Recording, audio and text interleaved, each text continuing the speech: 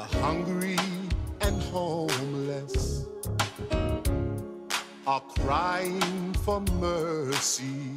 All over the world. They live in a cruel world.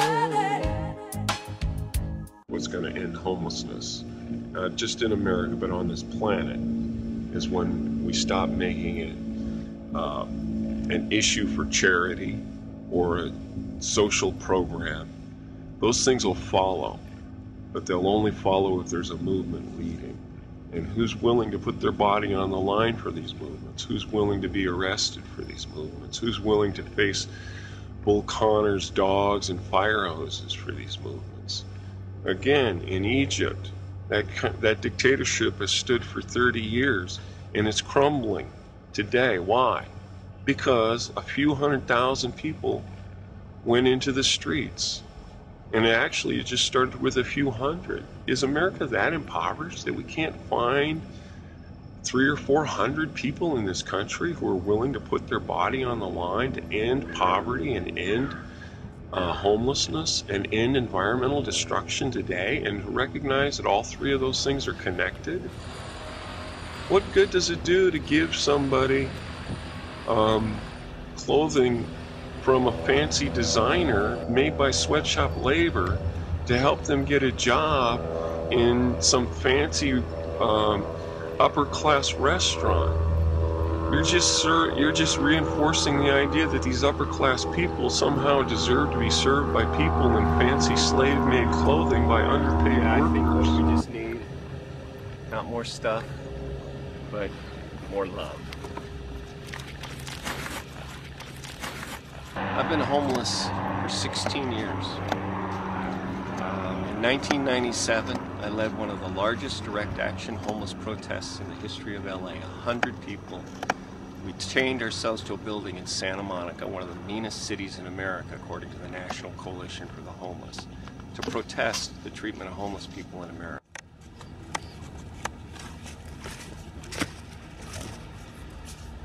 For 5 years, I was editor of the homeless newspaper here in Santa Monica, and we had a circulation of over 5,000. We had papers on Skid Row, we had papers in the Valley, and anybody who was homeless could go in and pick up the paper in Santa Monica for free, go out to the street and ask for a donation, suggest a donation of $1. And what I found is a lot of people wanted to get involved in the paper. They wanted to write about homelessness, or they wanted to write about their woes, or they wanted to write about what they could do to solve homelessness. And they wanted to make money doing it. They wanted to make the newspaper into something that made money.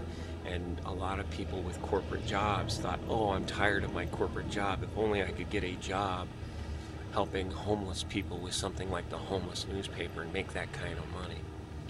That was part of the problem. People don't want to change their lifestyles. They want to change. They want to take their same lifestyle that's making the planet homeless, that's destroying the environment on this planet, and they just want to do the same things and think that it's going to solve the problem. I quit the homeless newspaper after people started saying they wanted salaries and positions so that they could sit with their feet under a desk while homeless people were standing out on the street corners for 10 hours a day raising money for their salaries. And I thought, what could we do? What could I do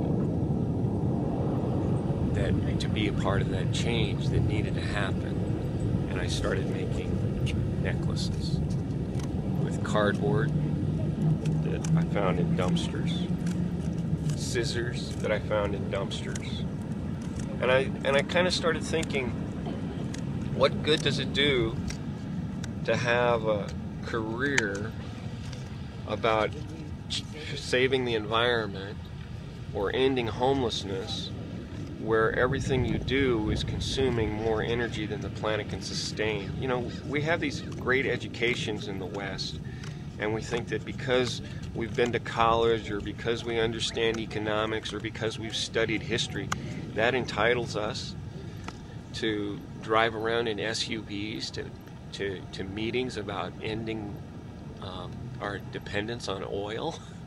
It doesn't connect. I think all of those ideas are good, but unless at the same time we're generating those ideas, we are also illustrating with our lives and taking steps in the here and now to live a life that's in a sustainable footprint right this moment, we're just being hypocrites. Over 100 million people are going to starve to death this year. And, you know, we won't stand for 2 hours in the morning until we get our morning coffee. Why don't we have the same urgency about ending hunger now? What if every woman or every boy or every student in America or every working man in America said tomorrow, just for 2 hours, I'm not going to work for the next 2 hours, not because I don't have my coffee, but because 100 million people are going to starve to death on the planet this year. Where's our priorities? Is our life that important? Is our coffee that important? Is our job that important? If we can do all these things and still 100 million people are going to starve to death? Those are the kind of questions I started asking myself. Part of the reasons I started coming to these conclusions was, as an activist, I spent about 5 years off and on Skid Row in downtown LA, especially during 1997 when the chief of police of LA, Bratton, instituted a policy called Broken Windows. I was raised in Orange County. I went to very good schools. You know, they had books in the classroom. Nobody jumped me into a gang. Just in order for me to get to school, I didn't have to walk past somebody trying to jump me into a gang. And when I was on Skid Row, I worked with a lot of folks that, that had dealt with public schools that didn't have books, teachers that didn't care, social service agencies where they had to stand in line for hours to get food stamps that wouldn't even get them through the month, and living in communities where the CIA had pumped crack cocaine intentionally into their neighborhoods to fund death squads against brown people in Latin America. And these people were very angry, and they had been deprived so many of the things that had given me an elevated status and made me a, quote, activist. And they resented the fact that somebody with all of my privileges could come down, stolen privileges really, could come down there and suddenly say, well, here, I've got the answers for you. Let me help. Let me be an activist. Their response was, well, okay, you come down here to help, fine, follow us. A lot of us aren't ready to do that. We think our education or our wealth or our resources entitles us to be leaders. I say the leaders are the people who are making the most with the least. And that's one of the things that I learned down there. And that the people that deserve to be the leaders are the people who suffered the most, not the people who studied the problem the most, or who think they've got the answer the most, or have figured out a way to start a big money-making organization that's going to help a few people. It's the people who've suffered the most that have earned the right to be the leaders. And until we've shared the suffering, we're not part of the solution, we're part of the problem. That's one of the things that I learned. I learned that sometimes a person on the street, to get through the day, just needs someone to show them where to get a sandwich, or someone to help them get a sandwich, or someone to help them get in and out of their wheelchair, or find a sleeping bag. And that was activism. And not coming down there and opening up a shelter and putting people back into the system that threw them out into the streets and ignored them in the first place.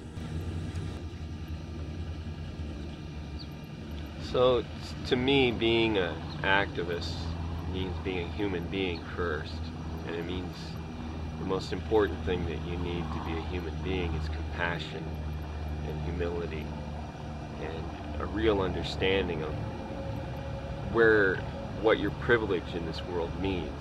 It's a handicap. It's not a benefit.